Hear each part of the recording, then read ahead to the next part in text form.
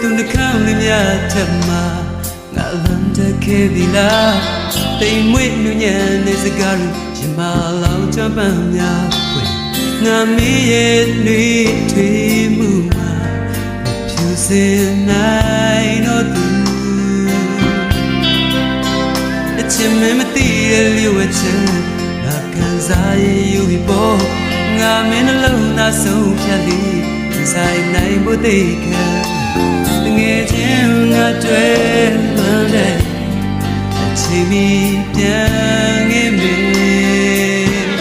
မင်းနဲ့ဒီချင်ပြီးမချေရသည်ရမကြောင်ပြချက်ပါမှမရှိ